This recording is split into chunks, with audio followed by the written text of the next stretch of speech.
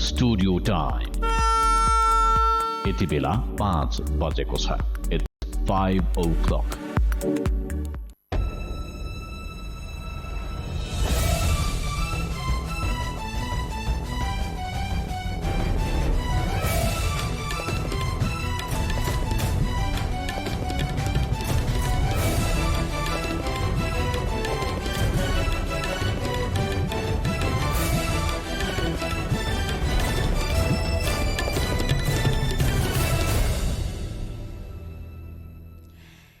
शान्ति, समृद्धि र स्वरोजगारका लागि सञ्चार अभियान। नमस्कार, म कला चापागाई। यो समय हो करेन्ट न्यूजको सुरुमा मेन न्यूज।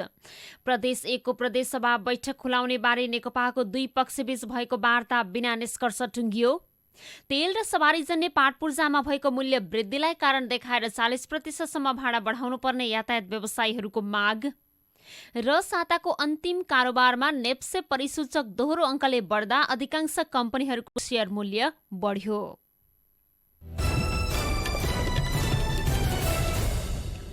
प्रदेश 1 को प्रदेश सभा बैठक खुलाउने बारे नेकपाको दुई पक्षबीच भएको वार्ता बिना निष्कर्ष टुङ्गिएको छ। मुख्यमन्त्री शेरधन राई विरुद्ध अविश्वासको प्रस्ताव पेश भएसँगै देखिएको विवाद निरूपण गर्न पहिलोपटक यी दुई पक्ष संवादका लागि जुटेका हुन्। करिब 2 महिना अघि नेकपाको प्रचण्ड माधव पक्षका सांसदहरूले अविश्वासको प्रस्ताव दर्ता गराए यता मतभेद चुलिएको छ, जसको प्रभाव प्रदेशसभा बैठकमा समेत देखिएको छ। विराटनगरको एसियाटिक होटलमा 1 घण्टा भएको वार्तामा दुवै पक्षले आफ्नो अडान दोहोऱ्याएपछि समस्या झन पेचिलो भएको छ। ओली पक्षले मुख्यमन्त्री विरुद्धको अविश्वासको प्रस्ताव फिर्ता लिन गरेको आग्रह प्रचण्ड माधव पक्षका सांसदले इन्कार गरेको बताइएको छ। अविश्वासको प्रस्ताव प्रदेशसभाको बैठकमा प्रक्रियामा लैजानुपर्ने अडान उनीहरूले राखेका छन्।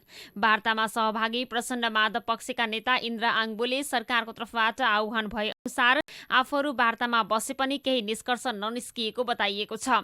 वार्तामा ओली पक्षबाट आन्तरिक मामला तथा कानून मन्त्री हिक्मत कार्की, प्रदेशसभा सदस्य विमल कार्की, प्रचण्ड माधव पक्षबाट इन्द्र आङबो, जीवन घिमिरे र लक्ष्मण तिवारी सहभागी थिए। ओली पक्षले दलका नेताले कारबाही गरेका सांसदलाई बैठकमा सहभागी हुन नदिने अडान राख्दै प्रदेशसभा अवरुद्ध गरेको थियो। प्रदेशसभाको हिउँदी अधिवेशन माघ 7 गतेबाट सुरु भएको हो। त्यसयता 2वटा बैठक बसे पनि कार्यसूचीमा प्रवेश नगरी स्थगित भएका छन्। प्रदेशसभाको हिउँदी अधिवेशनको तेस्रो बैठक फागुन 9 गते तोकिएको छ।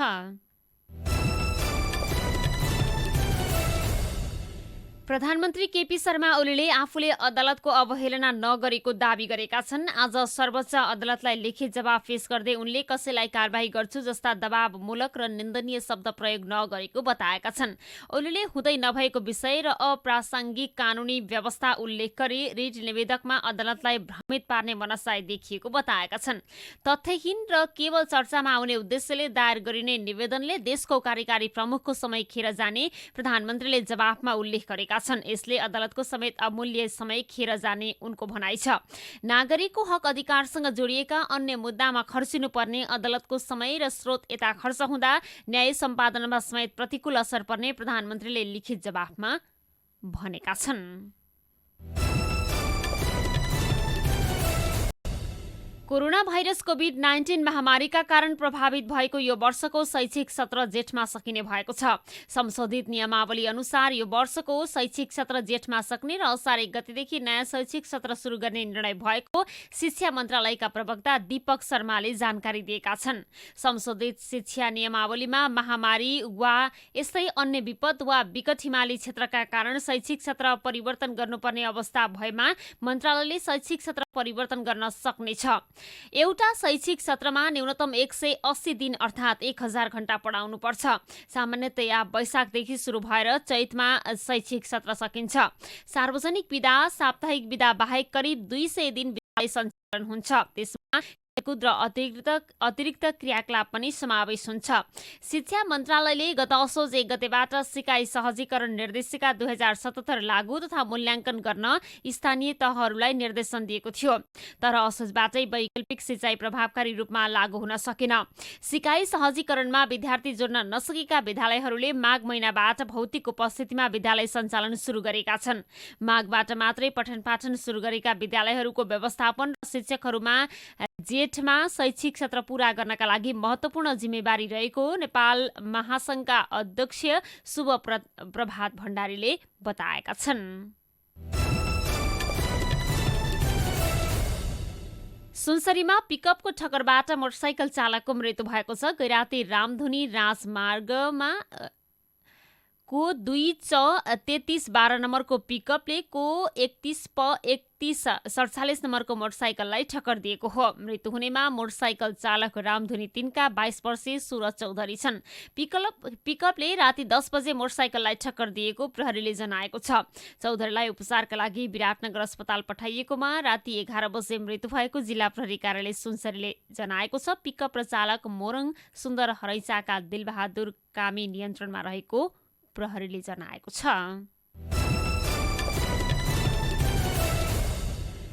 यातायात व्यवसायीहरूले तेल र सवारीजन्य पाटपूर्जामा भएको मूल्य वृद्धिलाई कारण देखाएर 40% भाडा बढाउनु पर्ने माग गरेका छन्। सरकारले एक सातामै 2 पटक तेलको मूल्य बढाएपछि यात्रुवाहक तथा मालवाहक सवारी साधनले अहिले भाडा दरले व्यवसायमा टिक्न नसकिने बताएका छन्। नेपाल यातायात व्यवसायी राष्ट्रिय महासङ्घले गत माघ 29 गते नै विज्ञप्ति जारी गरेर पटक पटक तेलको मूल्यमा भएको वृद्धि एकमुष्ट रूपमा फिर्ता लिन माग गरेको थियो। महासङ्घले फागुन 8 गतेसम्म मूल्य वृद्धि फिर्ता नलिए आवश्यक निर्णय लिने गरी अल्टिमेटम दिएको छ। तर सरकारले यसै हप्ता फेरि तेलको मूल्य बढाएको छ। एक हप्तामै लिटरमा 4 रुपियाँ मूल्य वृद्धि भएपछि नेपाल ट्रक यातायात व्यवसायी महासङ्घले पनि यातायात व्यवस्था विभागसँग भाडा बढाउन माग गरेको छ। महासङ्घका अध्यक्ष राजेन्द्र कुमार श्रेष्ठले कम्तीमा 30 देखि 40% भाडा बढाउनु पर्ने अवस्था रहेको बताएका छन्। सार्वजनिक सवारी चलाएर नाफा निकाल्न नसकिने अवस्था आएको भन्दै सकेसम्म व्यवसायी र उपभोक्तालाई मार पर्ने गरी भएका मूल्य वृद्धि फिर्ता गर्न नभए भाडा बढाउन विभागलाई भनिएको सङ्घका अध्यक्ष श्रेष्ठको भनाइ छ।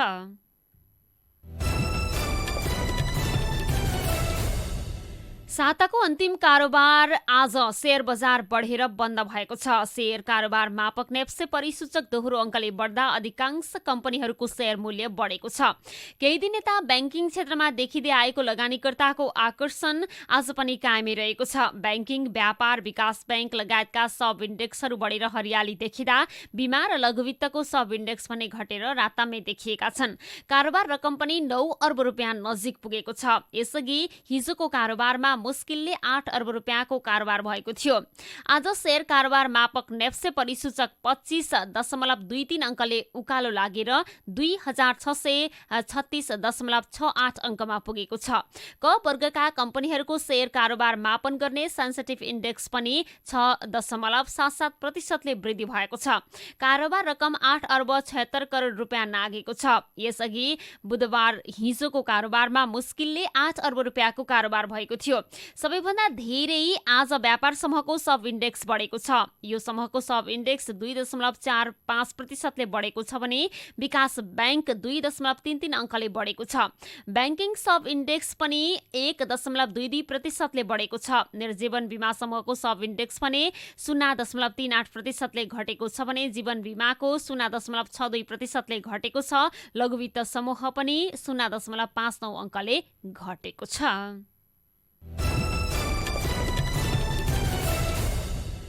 गत वर्ष असारदेखि निरन्तर बढेर नयाँ कीर्तिमान बनाएको सुनको बजार मूल्यले ओह्रालो ट्रेन्ड समेत समातेको छ।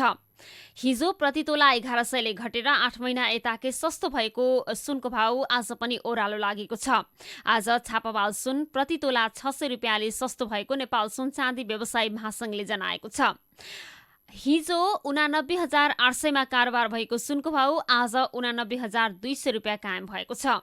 यस्तै तेजाबी सुनको भाउ आजका लागि 88,750 रुपियाँ तोकिएको छ भने चाँदीको भाउ तोलामा 5 रुपियाँले सस्तो भएको महासङ्घले जनाएको छ। आज प्रतितोला 1340 रुपियाँको बिक्री भाउ कायम भएको, चाँदीको आजको भाउ 1335 रुपियाँ, हिजो प्रति तोला 1340 रुपियाँ तोकिएको चाँदीको भाउ आज 1335 रुपियाँ तोकिएको छ।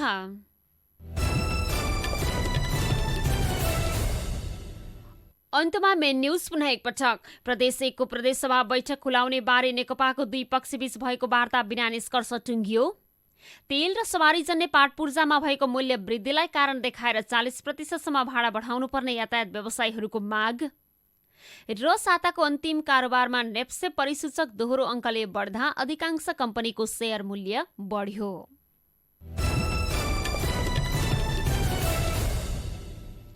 हवस् त अपराह्न 5 बजेको करेन्ट न्युज सकियो। हामी बिदा हुन्छौँ। नमस्कार। यो हो इटारी FM 92.5 मेगाहर्ज।